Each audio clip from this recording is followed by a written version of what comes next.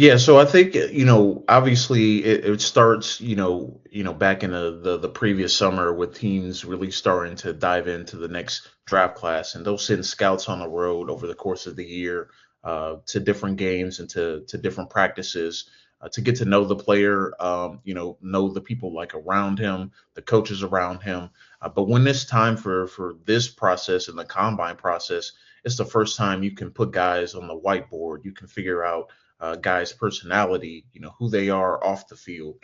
So I think the combine is valuable from that perspective. Teams only get 45 formal interviews with players every year at the combine, and you can do as many informal interviews as you want, which typically is about 10 to 15 minutes. The formal interviews is 15 to 20.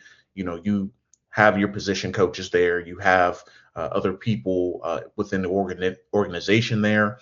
I don't think head coaches are as frequently in there. But I mean, I talked to a prospect that talked directly to Dan Campbell from the Detroit Lions. So it really kind of varies from organization to organization. But I think the most important part of this process is getting to know the player at an intimate level. You're not around other teammates, you're not around other coaching staff and your fellow coaches. It's just you and that organization.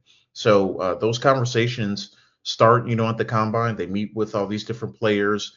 Like I said, they pick their brains about some assignments that they did, some of their best plays, some of their highlights from their college career, some of the things that stood out to them, on their college film. And like I said, they'll put them on the whiteboard in some particular positions. Like obviously, quarterback is a big one that teams like to do that with. But it's extremely valuable for teams to be able to do that because really after this process, then you have to start deciding what players you're going to start bringing in from top 30 visits and gathering more information and intel that way to see, if they will be a fit for your organization.